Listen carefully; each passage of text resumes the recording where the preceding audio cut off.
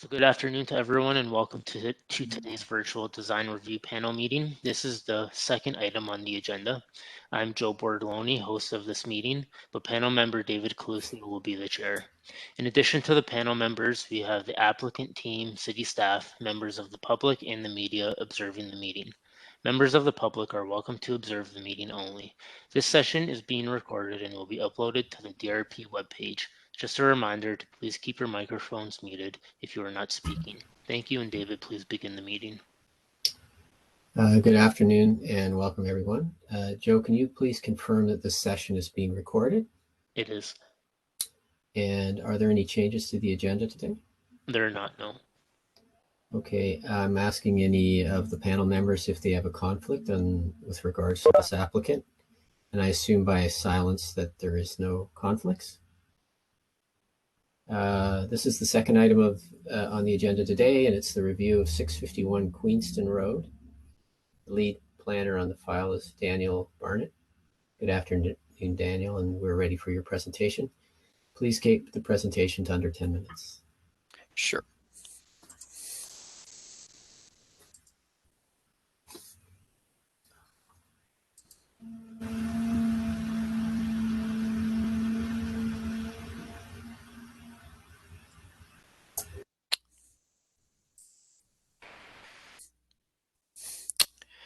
All right, good afternoon, members of the panel. So the proposal is for a development at 651 Queenston Road at the intersection of Queenston Road and Nash Road North. The proposal is for a 13-story, 43.35 meter tall residential development containing 272 dwelling units with mechanical penthouse and indoor and outdoor amenity space on the 13th floor. Approximately 716 square meters of common amenity spaces provided, 244 parking spaces in 3 levels of underground parking and at-grade parking at the rear is provided, along with 174 bicycle parking spaces. And the proposed development will have a residential density of approximately 833 units per hectare. So this is an aerial photo of the proposed development, again at the north west corner of Queenston Road and Nash Road South. To the west is a commercial development with the loading for that commercial development kind of wrapped around the subject lands and located to the north with a low-rise multiple dwelling located further north of that, and a office building.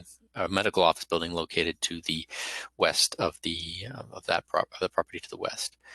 To the east is a plaza commercial development, and then to the south and southwest is also commercial plaza development, existing development. This is a view of the subject property seen from Queenston Road looking north. This is a view of the subject property seen from Nash Road looking northwest. This is the existing commercial building located to the east of the subject property as seen from Nash Road looking east. This is the lands to the north, so the loading area for that property that kind of wraps around the subject lands, and then the low-rise 3-story multiple dwelling located to the north, further north, sorry, again as seen from Nash Road looking west. This is the commercial development immediately to the west, and the medical office building located slightly further to the west of that. Again, this is seen from Queenston Road looking north. This is existing commercial plaza located immediately to the south of the subject lands on the opposite side of Queenston Road. And this is the view of the commercial plaza located to the southeast of the subject land, again from Queenston Road looking south. Joe, who's ever on the screen? Oh, sorry, it's my own screen, sorry. So this is the site plan of the proposed development with vehicle access being provided off of Nash Road, with the at-grade parking located to the rear of the proposed development. And the next few slides are just the underground parking being proposed in the 3 levels of underground parking. This is the ground floor with walkout residential located along both Queenston Road and Nash. This is the south elevation, so this is the elevation facing Queenston Road. This is the west elevation plan, the north elevation plan, and then the east elevation plan. So this is the elevation plan that's looking facing Nash Road. This is the rendering the proposed development from Queenston Road, rendering the proposed development from Nash Road North. This is a 3D massing model, basically, of the proposed development. This is an angular plane provided with respect to the Nash Road, which shows both the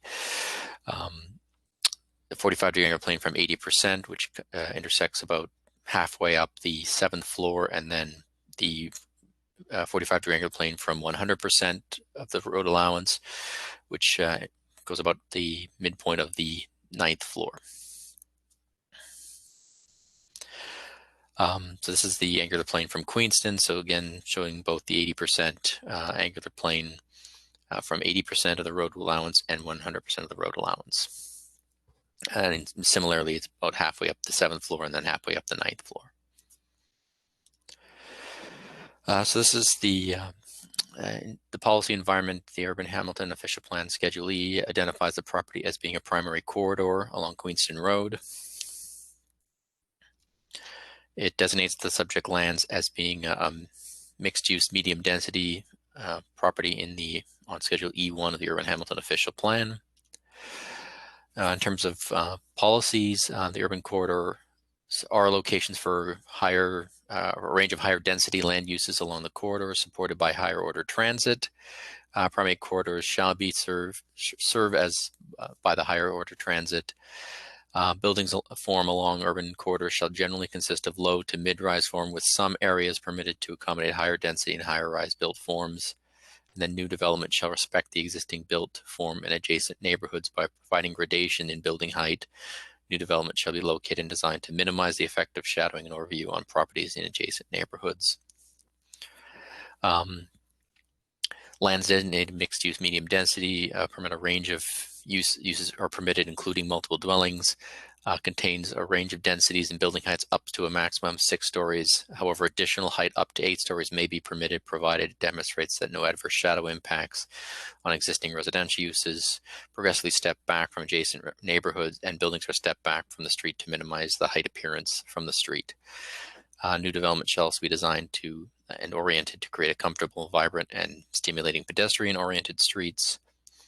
New development shall respect the existing built form of adjacent neighborhoods by providing a gradation in building heights and densities, and locating and designing new development to minimize shadow and overview on properties in adjacent neighborhoods. In terms of residential intensification policies, the relationship of the proposed development to existing neighborhood character so that it maintains and enhances desirable established patterns and built forms. The compatible integration of the development with the surrounding area in terms of use, scale, form, and character. Urban design should foster a sense of community pride and identify by respecting existing character, development patterns, built form, and landscape. Contribute to the character and ambience of the community through appropriate design of streetscape and amenity areas, quality spaces, physical and visually connecting public and private realm by creating a continuous animated street edge in urban environments, creating public spaces that are human scale, comfortable, and publicly visible with ample building openings and glazing. New development shall be designed to minimize impact on neighboring buildings and public spaces by creating transition and scale to neighboring buildings, ensuring adequate privacy and sunlight to neighboring properties, and minimize impact of shadowing and wind conditions. New development should also be massed to respect existing and planned street proportions. Built form shall create comfortable pedestrian environment by locating principal facades and primary entrances parallel to the street and close to the street as possible. Include ample glazing on the ground floor to create visibility to and from the public sidewalk. Quality landscaping along frontages, locating parking to the side and rear of sites or buildings, and using design techniques just as building step backs. The subject property is designated mixed-use medium density in the Centennial Neighborhood Secondary Plan. It's identified as having a maximum building height of 6 to 8 stories. The property is also located along a streetscape improvement area, as well as at the intersection of a higher order transit station.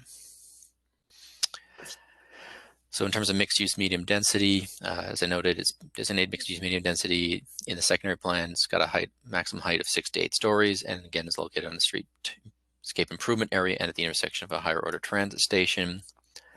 In terms of the secondary plan policies, require that they provide high quality urban design and a consistent identifiable neighborhood image, ensure design promotes walkability, cycling, physical activity, social interaction, and public gathering spaces, promote design variety within the streetscape, and identify streetscape improvement areas, encourage public spaces and enhancements in higher order transit station areas to support opportunities for gathering and social interaction, ensure appropriate transition between different building heights and uses. For any development with a height of greater than 6 stories, an evaluation of how the proposed building and site design relates to the existing and planned context of the area, potential adverse impacts on adjacent uses, and that they be adequately mitigated, and orient buildings to minimize shadow impacts on the public realm. Development shall be consistent with the citywide corridor planning principles and design guidelines. Landscaping shall form an integral part of all development, and development fronting onto Queenston Road shall have a high quality design promoting pedestrian activity, be transit supportive, and create accessible public spaces. Development at corner sites with higher order transit stations present an opportunity for public accessible corner plazas to be created as part of the development. Plaza type spaces can animate the street, make development human scale and pedestrian friendly, and provide places for people to relax and socialize. And for streetscape improvement areas, streetscape improvements within the private realm shall be provided as part of development. In terms of zoning, the property is zoned TOC1 zone in the City of Hamilton official zoning bylaw 05200, which is a mixed use TOC1 zone. The multiple dwelling is a permitted use in the TOC1 zone. Maximum building height is permitted to be 22 meters. Minimum setback of 3 meters is required for residential units that are on the ground floor, and a maximum building setback of 4.5 meters is permitted. Minimum rear yard of setback of 7.5 meters is required, and parking is required at a variable rate depending on the unit size. And in terms of the city corridor guidelines, the city corridor guidelines specifically require that new buildings should be limited to a height of 45-degree angular plane at a distance of 80% of the width of the arterial street right-of-way. In terms of specific areas of discussion, does the proposal represent a compatible integration with the surrounding area in terms of use, scale, form, and character? Is the proposal massed to respect the existing and planned street proportions? And does the proposal create public spaces that are human scale, comfortable, and publicly visible with ample building openings and glazing? And that concludes my presentation.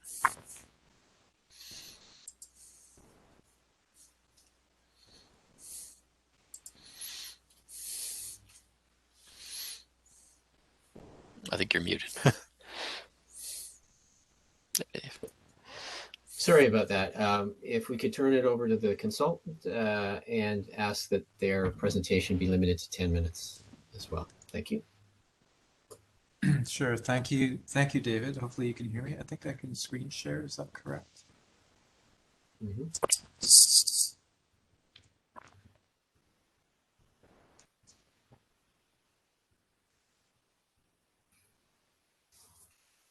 So what's proposed here is a building that we feel is in character and scale to the evolving area of Queenston Road, which is going to have some major transit improvements along it, including a station immediately in front of this building, if not right at the same street corner.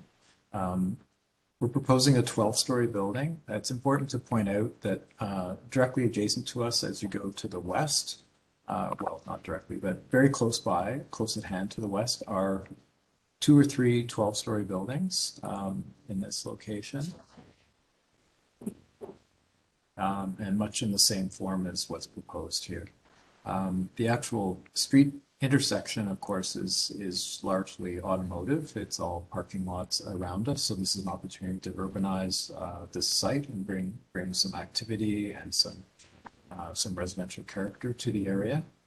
The proposal is 100% residential at this point in time.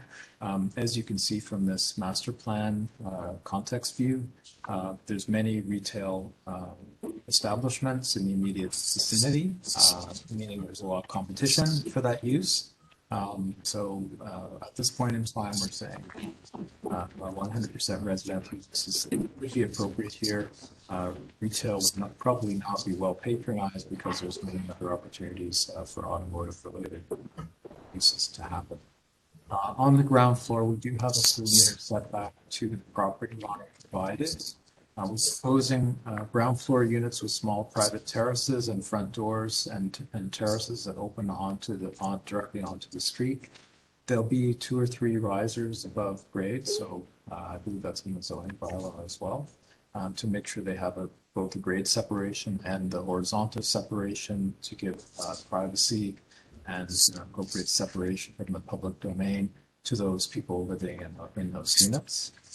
Loading and vehicular access are all brought in through a carriageway at this point off of Nash to bring the loading in, the truck can come and go out, and then we go down to the underground parking garage quite discreetly in the back. There's convenience visitor parking provided at grade, so visitors can quite simply ride in without having to go into the underground garage and come and visit the residents in the building. The front door of the building is, of course, at the corner, addressing the major intersection where we are. There is ample room there. This drawing didn't show the curve, but our landscape plan does show that we have quite a large boulevard in front of this building, provide ample opportunity for, say, public art or for transit improvements anticipated in the future. Just going back a bit. So all the services for the building are collected in the rear of the building and can go directly into that loading bay. As well, we have the opportunity to provide visitor and residents bike parking directly at grade. So it's very convenient for the residents of the building to come and get their bicycle and go into that infrastructure and hopefully use that mode of transportation in lieu of a car. The floor plans of the building are relatively straightforward. It's an L-shaped building following the line of the street. On the lower floors up to the floor 3 or 4, we're at grade with balconies recessed. Above that, we have projecting balconies, and the building facade actually steps back at that point. We have a few minor setbacks on the north and east sides as the building rises up out of the ground. So you're seeing it retreating, as it were, on the north and east faces. And then on the rooftop of the building, we're proposing a large common area amenity space. The views here would be quite good because it's a relatively tall building. Again, in context with our neighbors, which are the same height, further down Nash, or further down Queenston, I should say. So a large common area amenity space with views of the landscape. The building is intended to use, as it were, traditional residential type materials, so masonry base up to the 3rd floor, traditional brick colors, some wood and those types of accents, and then the upper floors of the building, as we step back, another window system and a panel cladding. So there's a clear distinction between at-grade condition and pedestal character, and then the taller buildings above.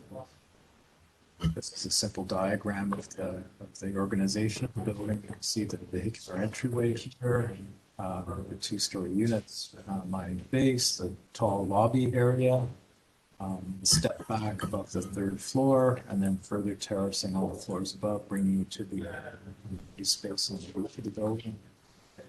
And this is a preliminary rendering of the street corner. So because this is a relatively important corner, particularly when the transit way goes in, we think it requires a large architectural element in response, proposing that the corner be a taller element clad in a metal system that runs right down to grade. And of course, the front door of the building would be at that point with canopy and etc. You can see here the articulation of the masonry clad forms on either side flanking that entryway. The few steps up with the handrail to provide some privacy, both visual and a grade separation to the residential units from the street. Some ideas about how to form individual canopies and give articulation along the street front, so clusters coming along the street, landscape and building face that's immediately close to them. Higher up in the building, we think this metal cladding and window system proposed with the intermediate balconies will give a nice rhythm to the facade. And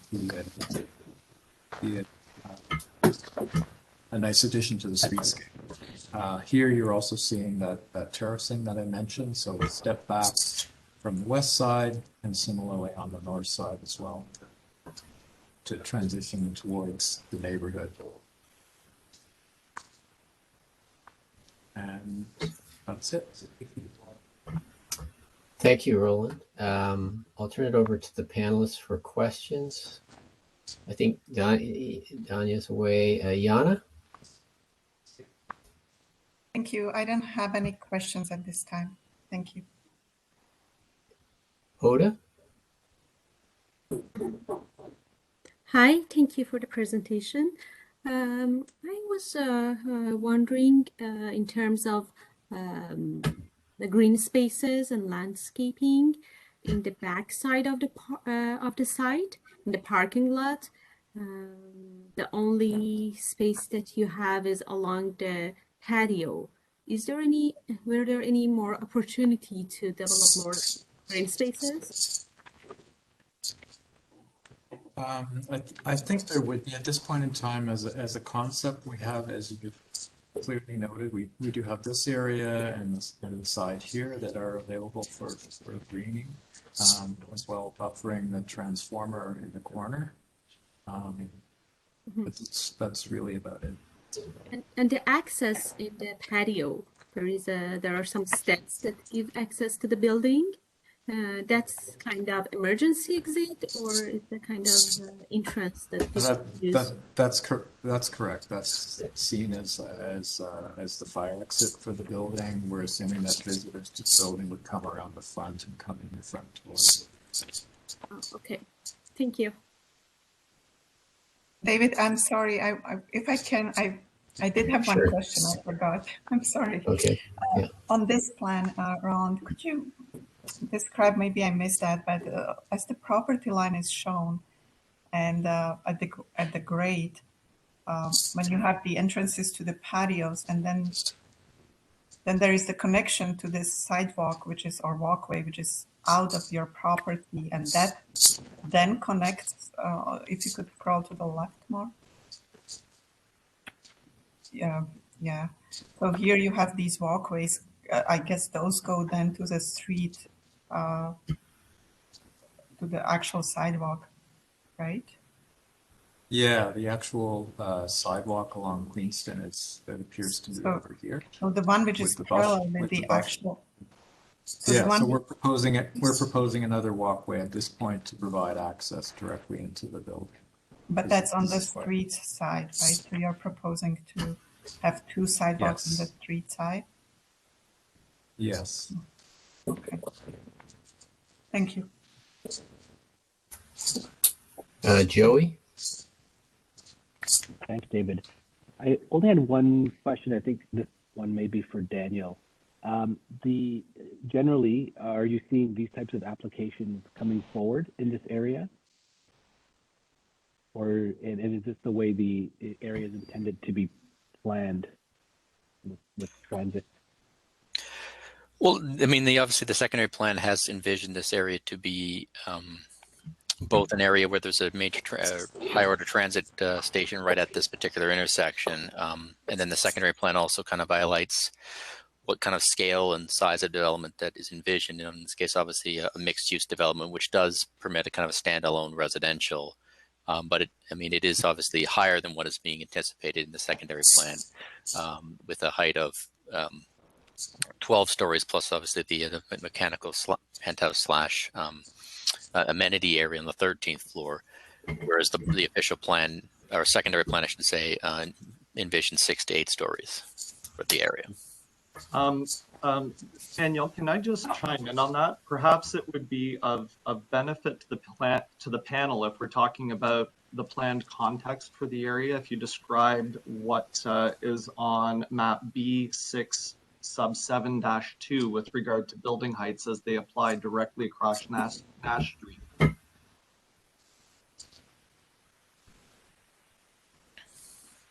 Franz, I don't have that. I was actually speaking to Daniel because I believe it was I know, in but I don't. presentation. Franz, Yeah, I do don't you want have to the go secondary ahead? plan This open. also good. Do you want to take the screen back? I'd have to, sorry, you have to give me a second. I got to pull up the secondary plan mapping. Oh, I'm sure it must be in your presentation there, right? Wouldn't it be? Oh, yes, it was. Sorry, yes, you're right. It was in one of the slides. Yes. I would hope so. The building heights are obviously pretty relevant to the planned context here. Yes, I did actually have that. So 1 second here.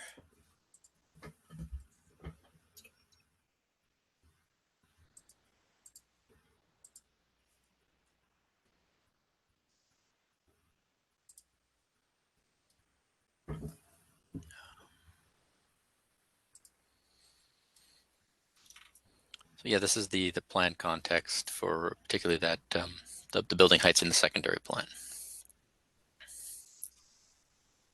That's what you're referring to there, Franz. That is exactly what I'm referring to. And what I specifically thought might be relevant to your question, Joey, is to see what is in the area and what is planned. As you can see, directly across the intersection of Nash Street, where the secondary plan calls for 12 stories. Directly to the south of that, the plan calls for 12 stories.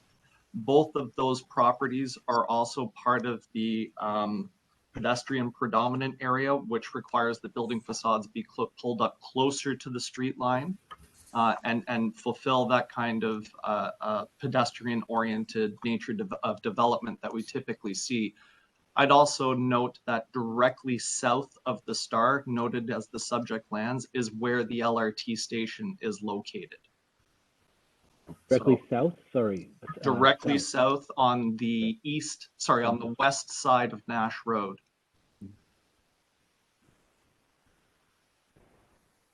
Okay, thank you. Thank you, Franz, and thank you, Daniel. No problem.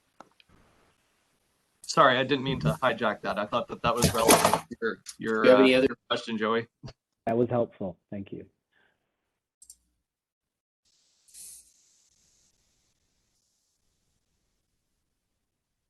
David, I think you're muted. Sorry. I'm up next. Yeah. And thank you. I had similar questions to Joey's because obviously the height is an issue that we are being asked to comment on, given that the proposal is quite different from what is currently permitted. And interesting to know that existing buildings and future plan buildings are at the 12-story height ballpark. This one, obviously, when you demonstrated the angular plane rule, we're doubling the height at the end of the angular plane guideline. So if you have that knowledge at hand, does the existing building to the west or the proposed buildings on the corner, will they comply with the angular plane rule? You're muted. I don't believe there's any plans for those properties at this time. However, I would note that being part of the pedestrian predominant area, which is noted under map 7.1, it does note that we do require those buildings to be pulled up to the street line to be part of what you would typically consider within a pedestrian predominant sort of corridor. Right. And obviously, since this plan has come to fruition and finally settled in, we now have an LRT that is located directly outside our stop. Now, I know that this plan was adopted in conjunction while the LRT was coming through. As you're aware, that was put on pause for a while. Hopefully we're back on again. That seems to be the case, but I think that there is credence to a change in permissions related to this property. Obviously, having a major transit stop directly outside our front door. Okay, thank you. No further questions. Oh, go ahead. Sorry.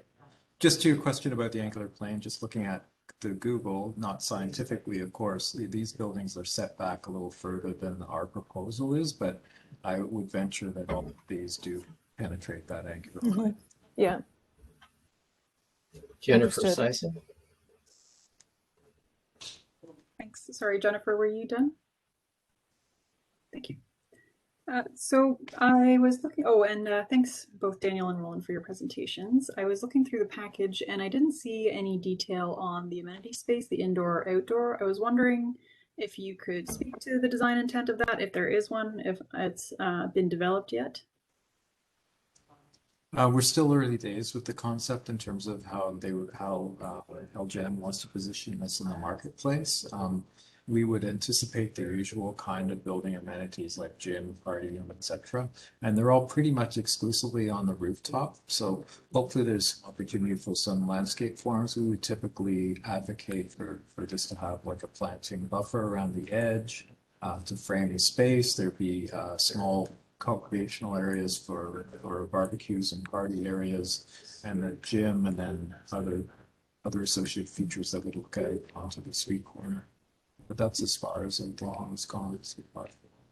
Okay, thanks, Roland. Another thing, and I may just have missed this in the package, but I was wondering what the results of the wind studies were.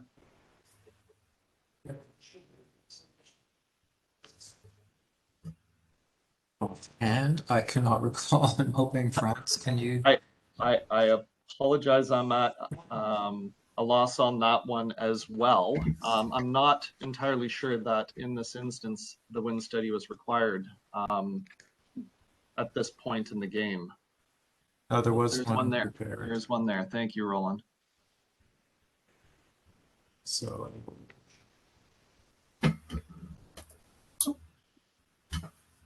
it looks clean. Pretty good. There's no uncomfortable areas around the building. We would hope that in the fullness of time around the street corner, knowing that the transit way, Franz, I wasn't clear from your description whether it's coming up on our side of the street or on the south side of the street. Yeah, no problem. It's going to be central to the Queen Street corridor, to the west of Nash Road, so directly below the building as it is positioned in this drawing in front of us. Okay. So anyway, we would expect. This is the winter time. Of course, summer's great, but we would anticipate having some canopies or some features in front of the building here that we'll talk to the city about in the fullness of time.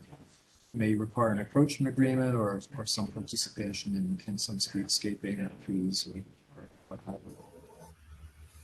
Thank you for sharing that. That's pretty good. Final question was about the western elevation. In your package, you show a blank wall face on that side. I was wondering if you could talk a little bit about that wall face. I think I have it in my package, but I guess Daniel showed it. We are close to the property. You're talking about this wall. We are close to the property line there, and so I guess the presumption is that in the fullness of time, our neighbors will develop a similar kind of form here that would cover up a lot of that wall. We would, of course, in the interim, be looking at some kind of patterning or material resolution of that, so it's visually attractive until such time as our neighbor gets through. All right, that's it for my questions. Thank you. Ted. Thanks for the presentation, Roland. The question I have, and this is maybe the second project that we've seen on this east-west corridor where transit is arriving, light rapid transit, and we see a new bus stop there. But can somebody describe for us if there's any changes associated with the street condition, the setbacks, that is going to have a salient impact on the relationship of this building to the street in the future? Did you want to comment on that, Daniel, or would you like me to speak to it? Yeah, I don't have a lot of information on the future streetscape in terms of, so I'll defer to you. Yeah, so in terms of the future streetscape, right now the right-of-way, I believe, is set at 36 meters in width. that seems to be enough to accommodate the future plans for the LRT. I have taken a look. It doesn't appear that there's any plans to widen that road out. It does not appear that any additional infrastructure would have to be taken through a road widening. So the limits that we are showing here appear to be what will be the final geometry of that intersection. Thank you. And then second question, could you describe the sustainable measures that are being implemented on this project to help address the climate emergency we have, and how the project is going beyond just code requirements, planning requirements? Thanks. I think I'd have to pass that one over to Roland. Yeah, we haven't yet had a discussion with our client about what other features they might want to entertain at this point in time. Of course, the biggest and the best way to contribute to sustainability is through density on a site. So I would lay that out. But in terms of measures for the envelope, etc., no, we haven't investigated going beyond just standard code compliant construction. Thank you. Eldon.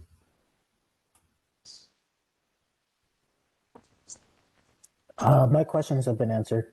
I'm good. Thank you. And I think mine are as well, though I noticed the setback section is blank in your submission. Does that mean that you're achieving all the required setbacks?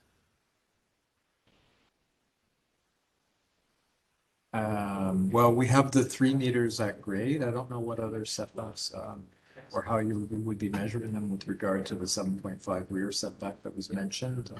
Obviously, we have components of our building here and here which are relatively tight to the property line. France, do you know how we stand up with regard to zoning? I believe with regard to the zoning, and Daniel, maybe you can chime in on this. I don't believe there are any setback requirements against a mixed-use commercial zone. We're not adjacent to any residential uses. So really, we're permitted, I believe, a 0 setback in that instance if we don't have that condition. Yeah, it's worth noting that essentially the site, interestingly, has 2 front street faces and really 2 side yard faces. It's not really a rear to this, is one way of looking at it. Yeah, so in terms of the setbacks, I mean, the bylaw does set out, for example, minimum setbacks from the street if you have residential on the ground floor, maximum setbacks for the building. It does, however, have a 7.5 meter rear yard requirement that doesn't specifically say that it's only if it doesn't specify that it's doesn't apply if it's not adjacent to residential. So the way I read the bylaw, the 7.5 meters would apply from the rear lot line, whether or not you're adjacent to residential. For the interior side yard setback, that one only applies of a 7.5 meters. That only applies if you're adjacent to low-rise residential. Okay, I think that's where I was really coming from, and I would submit to you that these are 2 frontages. We have 2 interior side yard conditions, and in fact, there's really no rear yard condition in this particular development. The last thing that I think anybody here would want to see is a broken street wall that would almost appear as that missing tooth sort of smile if we were to provide that 7.5 meter setback against whatever may be deemed to be the rear lot line in the future. I would submit that we have a double frontage and that there really isn't a rear lot in the traditional sense here. I don't have any other questions, so I'll turn it over to the panel for to provide feedback and recommendations. And the first is Jana. Thank you. And thank you for the presentation. For me, the site design seems a bit negligent, particularly the parking and the loading and the ramp in the middle of the site.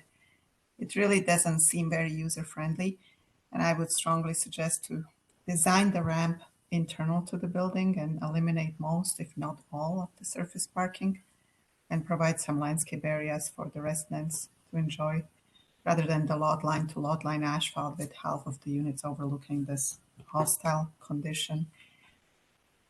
I was wondering, the residential units at the ground level, wouldn't there be an option for a better use, if not commercial, but maybe amenity or shared office spaces or something like that, at least portion of these units? And if you are proposing residential units, I think the effort should be to create a really good relationship with the street. If the patios are raised, they shouldn't be raised too high, so they would, together with the railing, create a visual barrier. So they should be designed to create more of a semi-private spaces rather than fencing private patios. But again, maybe better uses could be would be a better option here. If you continue to propose such a tall structure, I think there should be much more focus on the massing and architectural detailing. To me, the building appears very large, very monolithic, and it could be designed with more interest and a little more playfulness. I think that some more significant step backs, at least portions of the building, would be reasonable to better address city's vision regarding the appropriate heights, and also some other modulations of these slabs. And I would very strongly suggest to revise the design of the corner element. I think as proposed it. I know this is very conceptual, but so far it really doesn't help your building, in my opinion. It seems very tall, very boxy, very harsh. I would suggest to look at that. And one little comment I had on the sidewalls, this is, again, I know it's preliminary, but I know that one of the walls is blank because you're expecting that the site next door might be developed, right? And you don't want to create that break in a street wall. And the other one, I know on the north one is a little bit stepped back, but still has, that one does have windows, even though they're narrow windows, but there are windows. And I would suggest to try to do either clerestory or something which will not cause a problem later when that site, the adjacent site to this one, will try to redevelop, because it is very close to that lot line too. And you know, if you put windows there now, then the other people will have to provide separation distance, and that might not be fair to them. That's it for me. Thank you. Hoda. Thank you, David. Again, thank you for the presentation. I'm still continue to my question. I highly recommend to look again over the landscape design. I feel the general landscape design, it misses a lot. It needs much more green spaces for the residents inside, of course outside too, but outside there are some that works as a buffer. But I feel that the residents needs more green spaces, and also for the public. We want to have the human scale for all neighborhood. And I think this, the general design of the facade and the entrance and all this is not helping that much, especially the corner facade that is huge and going up, right? And at that intersection, we have lots of parking lots. And I imagine adding another element that is not in human scale, it's not much helping to make the environment pedestrian friendly and in human scale. So probably the facade, and also having the residential units along the street, that's nice, but still it's not animating the space. I know there are lots of retails in the neighborhood, but they are more accessible with the cars. When we want people to walk and we want to encourage pedestrians, we need more retails to be accessible by pedestrians. So I encourage to go again over the design of the outward of the site to see how it works with the neighbors, not only for the residents. Thank you. Joey? Thanks, David. Thanks to Daniel and Roland for the presentations. So the panel's been asked to consider if this project is a compatible integration, which I think is almost impossible to consider unless we kind of think about what the future conditions will be for the neighborhood. And these types of designs are difficult because the challenge is to insert a building typology that is very different than what is surrounding it. It's clear this development will be precedent setting and we'll need to consider future development and how it will influence future development. And in consideration of what is planned for the area, I think that generally the form and even the height is suitable and probably desirable. In terms of the architecture, the east and south-facing facades really consider the distinction of the internal units, and I think are very well composed and articulated. The corner element is more robust, and it's sort of, you lose that distinction of the units. I understand that it is designed this way for more of an urban presence, but I feel it's a bit disconnected from the other two facades. So maybe there's an opportunity for this corner piece to be softened a little bit and blended more with the adjacent facades. I wonder if this, if the robustness of the element then kind of sets up, this idea of competing corners when the other buildings start coming in, and I'm just thinking if that's, if that is a positive outcome for the general area and for this intersection. Thank you. Jennifer Mallard. Thank you, David, and thank you for the presentation. I'm echoing some concerns from my colleagues, and I think my main concern is livability of the people who live close to grade. Both of those streets, Nash and Queenston Road, are really busy. They seem to be 4 lanes each, and I can't imagine that it would be pleasant to live on grade, even if you do have a bit of a landscape buffer. So, could the gym be put on grade? Could a party room be put on grade? I just encourage you to look at alternate uses for the units that do face Nash and Queenston Road, form and massing influence on livability. I find the corner element to be too bold and brutalist. Granted, it would be softened with a bit of a canopy to mitigate that wind impact in the winter, but I agree with Joey that it does seem disconnected from the texture of the rest of the building, and it harkens to 1970s residential towers that had livability problems. It is hard to evaluate this when the proposal is quite different from zoning permissions. I similarly, I don't have a problem with the height. I think 12 stories seems fine, but it's the expression of that height that I find a bit harsh. But given that there's quite a deviation from the zoning permissions, I'm wondering if there's a mechanism to give back. Is there a mechanism to improve the ground plane more than you currently are, even beyond your property line? I know you're building right up to the property line, but there is the buffer zone there, and I do think that ground plane and the whole issue of livability has to be improved. That's it for me for now. Thank you. Jennifer Sison. Thank you. So starting in built form, I really agree with what the other panel members have said, and that, the height is probably acceptable in this area with the proximity to the future transit station, but the massing isn't. And some refinement's going to be needed there. The corner really sticks out, as my colleagues have mentioned, and applying a 45-degree angular plane as well as step backs could assist with mitigating some of those negative impacts.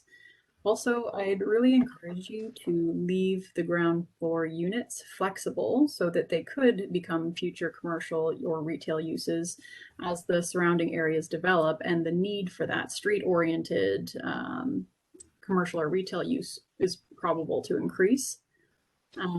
For the at-grade areas, I'd also encourage you to consider pushing that visitor parking below grade so that you can gain back some of that ground level space for amenity. And at a bare minimum, I'd really like to see the parking lot reconfigured, as Yana noted, and provide more landscaping in that area to soften it and also gain the multitude of benefits that come along with landscaping. I also have some concern. There's a corner created with the corner of the building where the bike racks are. This kind of diminishes the natural surveillance in that area. It could lead to a safety concern there. And the frontages of all the units, a very minimal area, a thin strip there has been dedicated to softening the buildings, to echo Hoda's point. I encourage you to collaborate more with the city to see if more can be done to contribute to the public realm here. I am happy to see that the plantings in front of the units are using species that are providing year-round interest, and you've got some low-growing varieties also at the corners to preserve sightlines, so good for those elements. And that sums up my points. Thank you. Sorry, could I just ask you to elaborate on that question about the bike parking?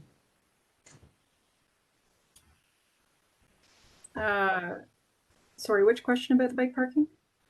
You said you were concerned about visibility and, I guess, passive surveillance of some of the bike parking areas. Was it which? The bike parking on Nash this Road. one or? Oh, these guys?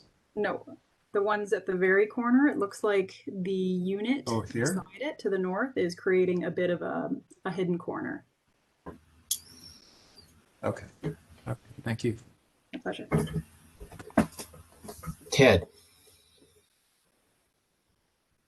Thanks. So there's some really great aspects about the design, particularly around the facades on the kind of the main streets. They've got a really rigorous and pleasing scale and proportion and depth to them, and they've got this verticality that also breaks down in scale. So I really appreciate that aspect of it, and also appreciate the walk-up spaces that give some life to the street. I would echo the comments of, if it's not viable now, will it be when everything's, much more dense in the future, and can those spaces then be convertible to retail in the future at the very least, and are they accessible to do that from a street perspective? And I also would, appreciate the goal of creating a landmark on the site, or and the corner as a landmark. I would echo the previous comments that the corner piece is really somehow problematic. I think it really feels like a different design approach than what's being developed on the two street facades, and it's almost should that be a void space that is celebrated versus an object space, maybe at the halfway point that really kind of either steps back or just stops and celebrates some landscape space or amenity spaces as you move up the building. And that's the identity. I do think there's a big wind problem that's going to happen at this site, and I appreciate that that's next level of development for canopies and setbacks, etc. I would just encourage, if this project is reaching beyond the requirements on the site, that it earns that density through greater contribution to the public realm space, to some of my colleagues' previous comments about the rear space. And also I would really like to see some robust contributions from a sustainability perspective, how this building is contributing to the city moving towards a net zero future, all of us doing that. And, that then allows for the benefit of increased density and height. Thanks very much for your presentation, Roland. Eldon. Thanks, David, and thanks, Roland and team, for the presentation. I'm not going to repeat a lot of what's been said. There's a lot of feedback that's been given that generally I'm supportive of. I think really my comments are going to focus on just really one aspect, actually, and it's just in relation to the similar to what Hoda was mentioning, and as well as Jen, providing additional soft landscape ground floor area. It seems to me if the built form is moving towards a greater ground floor residential relationship, the above grade parking at the back doesn't seem to have a driving force. It's not as if you have retail that needs to be serviced immediately by those spaces. If there's an opportunity to move at least some of those below grade to provide for some enhanced on-site ground floor amenity, just given the context, I think it would help to improve the livability and quality of the environment for those residents on the site. Other than that, thank you for your presentation, and look forward to something great happening on this property. Thank you, Eldon. So in conclusion, I think mainly I'm echoing fellow panelists. I think the ground floor has a number of issues that have been identified. I agree with a number of people commented on that if you're going to achieve this density that is not as of right, then there should be some contributions back to the community to earn that. And I think that part of that is, a lot of it is in the ground plane, getting rid of the parking area and increasing ground level landscaping. I think that this is a transformational project for this area, and with the arrival of the LRT, that the long-term development will be more towards a street-related series of developments continuing. You yourself were talking about the infill of the street with similar, street-oriented development. And so these parking, these retail areas that are surrounding, that are presently car focused, are going to evolve and disappear. And so I think that the ground floor plane should be developed with grade related retail or other amenities. And that means not developing them in the stepped up manner, but rather making them all street related, and assume that a coffee station or some things like that, and or other non-residential functions are addressing the streets. I agree with the commentary about the quality of the two elevations that face directly towards the street, and the sort of work I think that needs to be invested in the corner. I share my observations of my colleagues that it doesn't seem to be working, and can't help but wonder whether the quality of I'm not sure it's necessary to create a distinct monument at the corner. I think that it could be simply a matter of just taking the facade, the quality of the facade, and just wrapping it around the corner, and the building itself is the monument that is 12 stories and achieves the landmark status because of its location. And maybe there's some unique manner that you resolve that wrap of those two. I think we all agree a very high quality and rigor has gone into those facades that just seems like the corner is a bit of an afterthought and really disjointed from the quality of the other components there. So not sure if there was any other point that I wanted to add on that. No, I think that's the main points. I don't know, Roland, if you have any. Oh, the one question I actually had, it sounded like you were suggesting as and maybe I misunderstood it, was that the zoning was what drove this residential step up on the ground floor. That there was something. Actually, David, that's a good point. I was going to come back to that. I'm not sure I mentioned it, but it is in the zoning bylaw. There's a requirement for any residential use at the ground floor to be raised 3 feet above grade, which runs counter to the argument or the discussion we've had today. Yeah. Possibility of converting that space in future, which is, and I've had this discussion on a number of projects, like the example I typically give is City Place in Toronto, which when it first came forward, even though it was right downtown, was sort of a no man's land. So the developer could not really, in good conscience, put in retail. All those residential townhomes are now converting to commercial uses, small real estate shops or dentists or chiropractic, what have you, small professional uses. So I think the city should take that back and think about why they're asking for that requirement. There may be other tools to give the appropriate separation of a residential use on what has been correctly noted as a very busy street. Yeah, I guess I'm in line with your observation there, Roland. It seems like they are defeating that possibility of transition or flexibility with that kind of requirement, which seems counterproductive to what we as a panel are kind of imagining in the future. And I think in a way, I think you could put some retail even there now. I mean, with the LRT, there is, some kind of modal change in terms of how people are going to move around the city in this area from car to something more mass transit and with the increased density of these kind of projects that,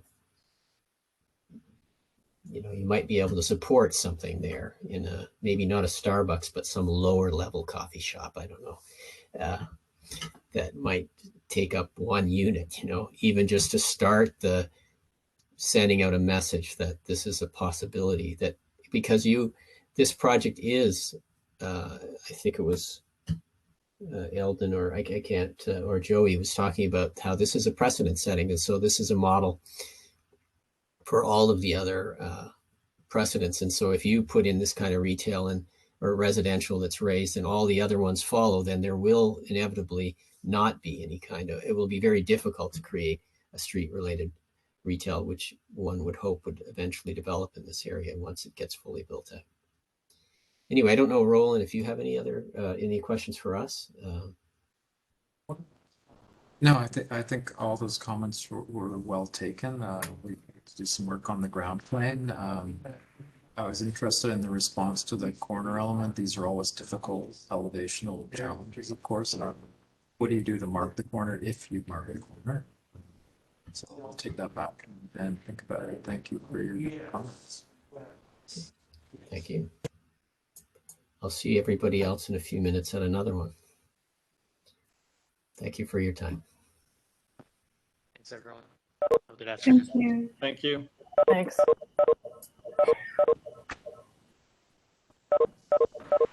Thanks.